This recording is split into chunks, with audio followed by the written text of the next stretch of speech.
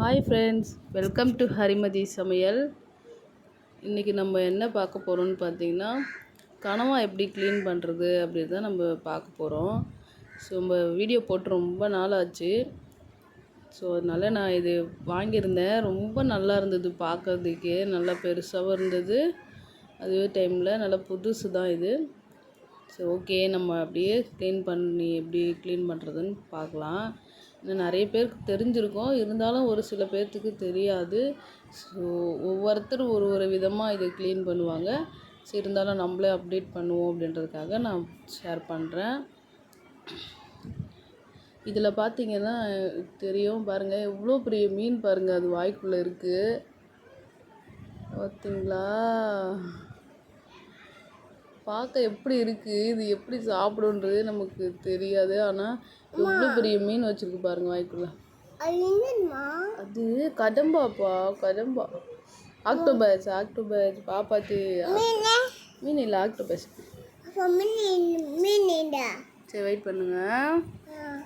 இது இப்படி இந்த மாதிரி ஒரு கனவை எடுத்துக்கோங்க. இப்படி ஸ்ட்ரைட்டாக வச்சுக்கோங்க.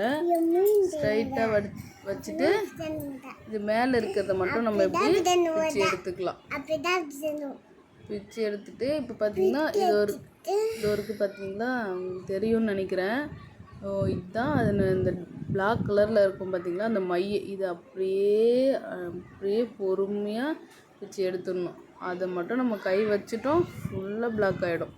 ஸோ அதனால் பார்த்து ரொம்பவே கேர்ஃபுல்லாக எடுத்துருங்க. அவ்வளோதான். இதையே நம்ம இப்போ கொஞ்சம் பிச்சு எடுத்துக்கலாம். இப்போ பாருங்கள், நமக்கு ஃபுல்லாக க்ளீன் ஆகிடுச்சு.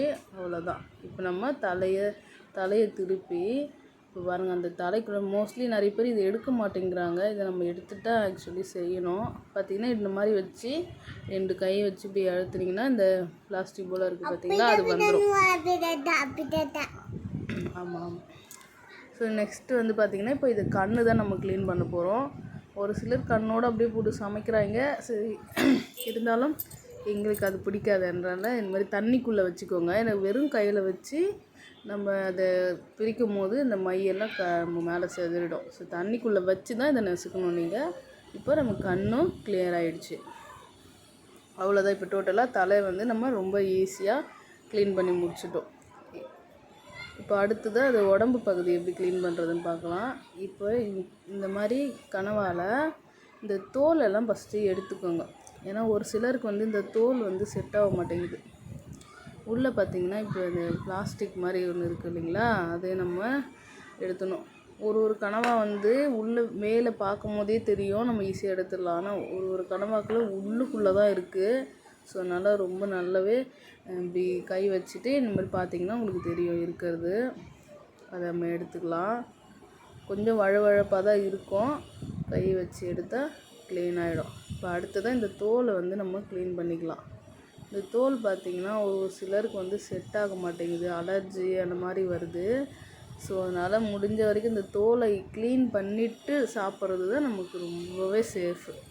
இந்த தோலை வந்து இந்த மாதிரி பிச்சு எடுத்துடலாம். பிச்செல்லாம் ஈஸியாக வந்துடும், ரொம்ப சாஃப்டாக தான் இருக்கும். ஸோ இது பெரிய ஒர்க்காக இருக்காது நமக்கு. இந்த மாதிரி அழகாக இப்படி பிச்சு எடுத்துடலாம்.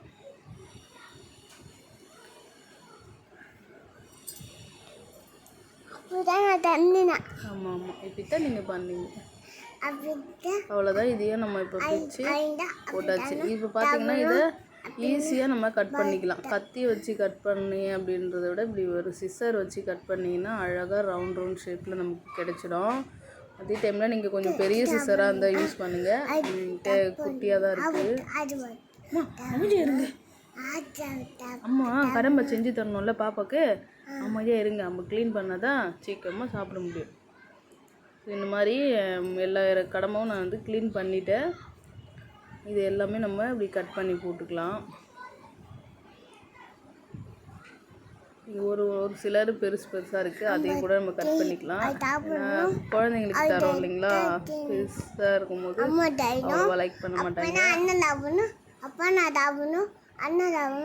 ரொம்பவே சூப்பராக இருந்தது. எங்கே வாங்கியிருந்தோம் பார்த்தீங்கன்னா, சைதாப்பேட் மார்க்கெட்டில் தான் நான் வாங்கியிருந்தேன்.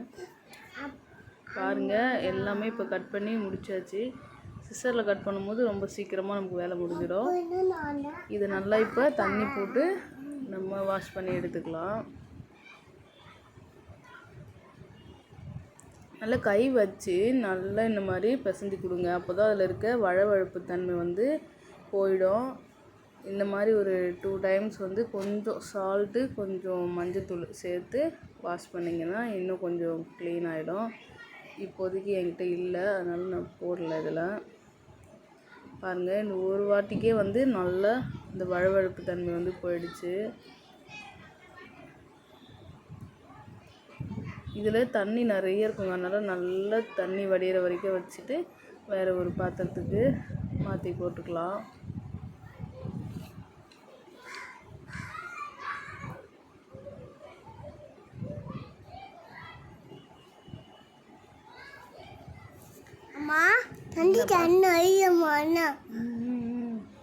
செய்யலாமா? பாப்பாவுக்கு பிடிச்ச ஆக்டோபஸ் சாப்பிடலாமா? அம்மா செஞ்சிட்டு பிறகுதான் சாப்பிடணும். அச்சோ, அப்படியே சாப்பிடக்கூடாதுப்பா. நம்ம அடுப்பில் போட்டு மாவு செஞ்சு அப்புறம் தான் சாப்பிடணும்.